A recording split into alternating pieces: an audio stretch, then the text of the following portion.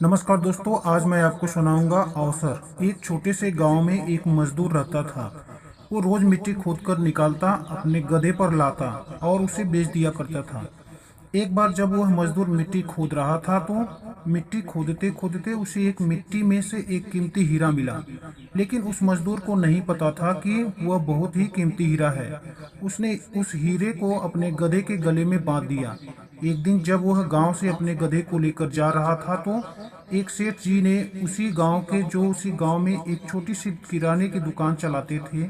उन्होंने जब उस गधे के गले में उस हीरे को देखा तो उस मजदूर से पूछा कि यह तुम्हारे गधे के गले में क्या है, बड़ा चमक रहा है। मजदूर ने कहा कि यह चमकीला पत्थर है, मुझे मिट्टी खोदते समय मिला था। अब सेठ जी को चमकीला पत्थर पसंद आ जाता है और सेठ जी उस मजदूर से उस चमकीले पत्थर को 50 में खरीद लेते हैं और वह उस चमकीले पत्थर को अपनी दुकान के तराजू पर लगा देते हैं।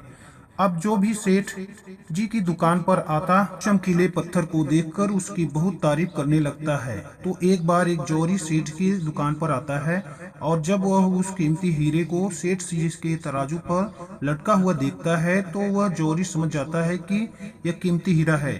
वह सेठ जी से पूछता है कि यह क्या है और इसे आपने तराजू पर क्यों लटकाया हुआ है। सेठ जी उस जौहरी से कहते हैं कि एक चमकीला पत्थर है, मैंने एक मजदूर से 50 रुपये में खरीदा था। वह जौहरी सेठ जी से कहता है कि क्या तुम इस चमकीले पत्थर को मुझे बेचना चाहोगे। सेठ जी उस जौहरी से कहते हैं कि अगर तुम इसे खरीदना चाहते हो तो मुझे 100 रुपये दे दो और इसे ले जाओ। अब वह जौहरी जो था बहुत ही कंजूस था। उसने सेठ जी से कहा कि मैं इस चमकीले पत्थर के तुम्हें 80 रुपये दे सकता हूँ, तो बोलो, नहीं तो मैं जा रहा हूँ। सेठ जी अपने 100 रुपये पर ही अड़े रहे और वह चोरी यह सोचकर वहां से चला गया कि आज सेठ जी नहीं मान रहे, कल आऊंगा और सेठ जी से इसे 100 रुपये देकर वहां से ले जाऊंगा।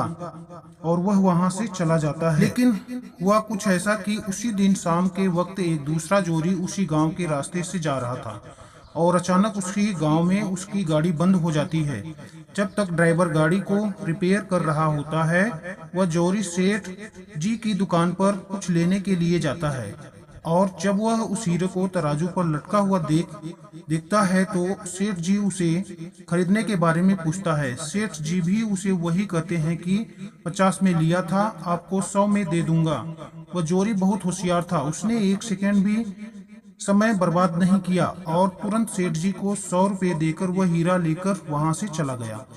अब जब दूसरे दिन पहला जौहरी सेठ जी की दुकान पर आता है और जब उसकी नजर तराजू पर पड़ती है तो उसे वह हीरा वहां नहीं दिखाई देता। उसने सेठ जी से पूछा कि वह चमकीला पत्थर कहाँ गया। सेठ जी ने कहा कि वह कल तुम्हारे जाने के बाद एक दूसरे साहब आए, उन्हें वह पसंद आ गया और उन्होंने 100 रुपये देकर मुझसे वह खरीद लिया। अब यह सुनने के बाद उस जोरी को बहुत पछतावा हुआ और उसे गुस्सा भी आया। तो उसने गुस्से में सेठ जी से कहा कि तुम कितने बड़े बेवकूफ हो। वह कोई चमकीला पत्थर नहीं था बल्कि वह बेशकीमती हीरा था और तुमने उसे 100 रुपये में ही दे दिया। अब यह सुनने के बाद सेठ जी ने उस जोरी से कहा कि साहब, ऐसा है कि मुझे तो पता नहीं था कि वह बेशकीमती हीरा है और आपको यह पता होने के बावजूद भी आप कल मुझसे 20 रुपये के लिए जगजग कर रहे थे। तो मुझसे बड़े बेवकूफ तो आप हैं जिन्होंने 20 रुपये के लिए कीमती हीरा खो दिया। दोस्तों, इस कहानी से हमें 3 बहुत बड़ी सीख मिलती है। पहली यह कि कंजूसी भी वहीं करो जहां पर उसकी जरूरत है। अगर हर जगह कंजूसी करोगे तो अच्छी चीजें भी अपने हाथों से गवा दोगे। और दूसरी सीख इस कहानी से हमें यह मिलती है कि हाथ में आया हुआ मौका हमें कभी भी गंवाना नहीं चाहिए। अक्सर करके हम अपने आप को बहुत समझदार कई सारे मौके हाथ से गंवा देते हैं। और तीसरी सीख हमें इस कहानी से यह मिलती है कि कभी भी काम को कल पर मत टालना चाहिए।